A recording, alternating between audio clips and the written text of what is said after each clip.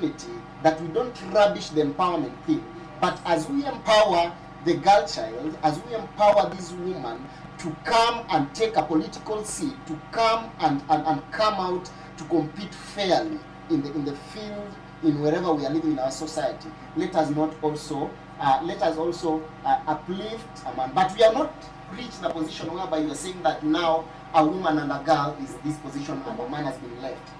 The balance is still at this point. A man is still here, and women are still somewhere. We have not even reached in a power a 50-50 equal measure balance.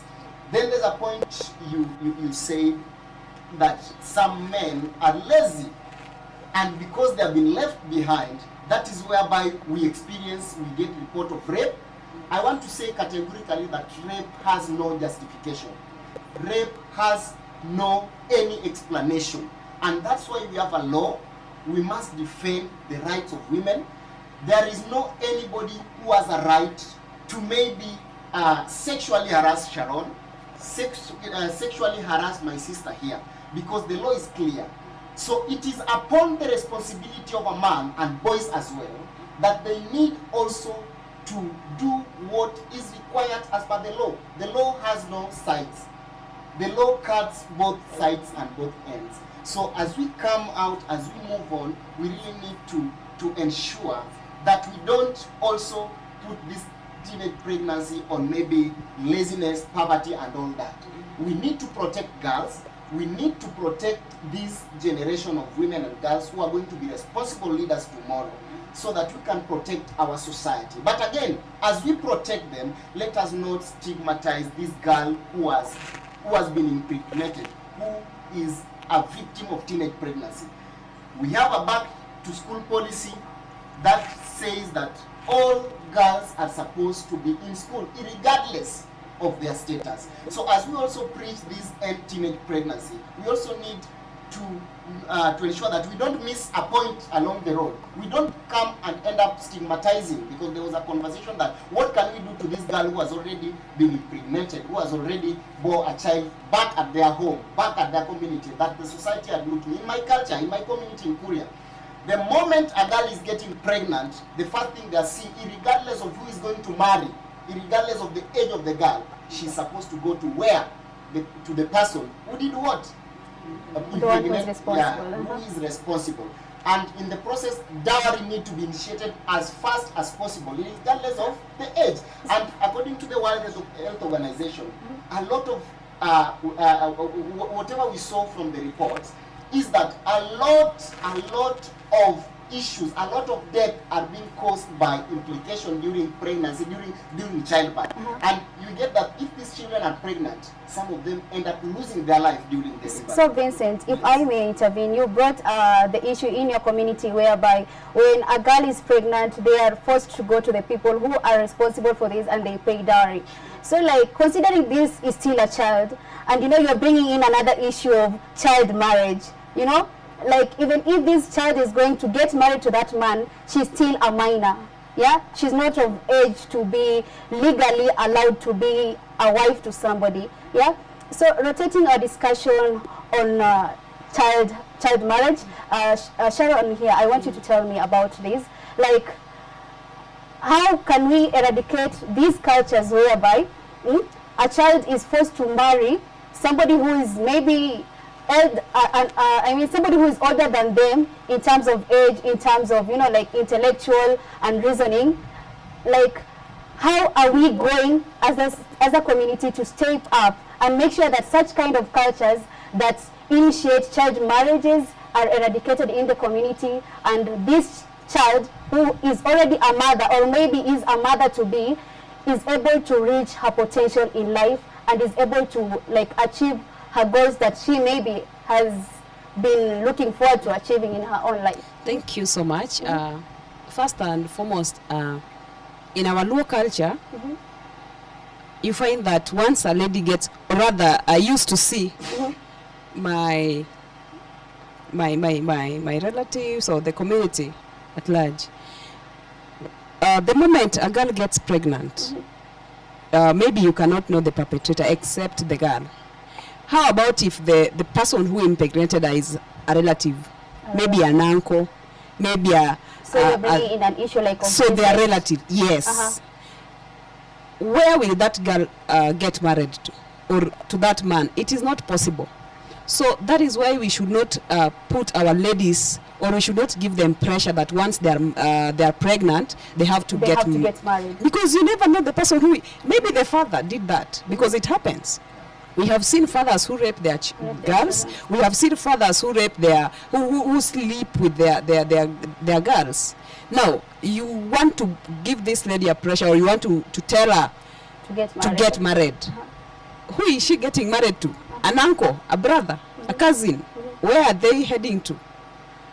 So I'm not for the opinion that once a lady gets pregnant, she gets married. In Kiswahili, the word they say, kuteleza sio kuanguka. This person has just gotten pregnant. Probably after 9 months, he or she will, she in this case will deliver and then get back to school. I have seen ladies who got pregnant. Maybe they were naive in a way, but now after they have given birth, they went back to school, studied up to the university, and right now they are working. So I cannot advise anybody to pressurize a girl to get married when she's pregnant.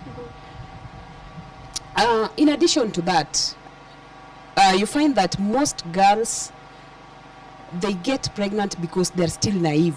Just as my brother said, that they always have some way of twisting their minds, and now they utilize and then they take advantage of them, and then they give them something. Maybe you find that the lady didn't even have sanitary towels. In this case, didn't have money, the poverty we were talking about. So maybe she did this because she didn't have even the lotion to sustain herself. She's not in a position to sustain herself. So she gets into this thing that she doesn't know and gets pregnant maybe the first time. Okay, Sharon, like, we can also bring in the discussion whereby somebody has gotten pregnant by mistake, but you realize that due to negligence of the parents or due to stigmatization, this lady is not given, they're not given advice, or they're not given that, support.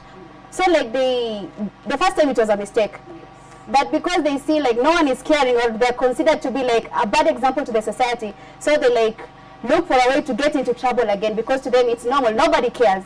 So do you think that the society highly contributes into like the rising numbers of these teenage pregnancies?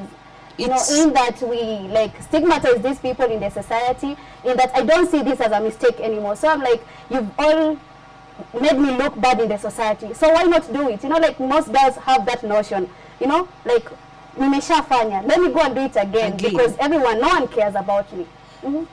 That also happens. Actually, there are some girls that undergo some psychological torture, such that once she has gotten pregnant, now the family or the parents are now taking advantage and sidelining her in a way, and they're like, let us get busy with get busy with the boy child, or maybe educate other girls who are ready to learn. Then you are left there. So you are like, let me go and look for another kid.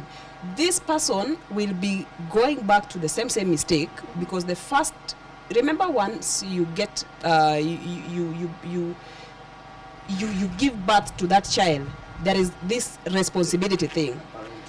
The child has to have some clothes, must eat, and you have to go and look for this. And in this case, the parents have neglected you. So what do you do in that case? You have to go back and repeat the same mistake. And that is why we were blaming parents as a factor that has contributed to high teenage pregnancy. They don't have time for their girls.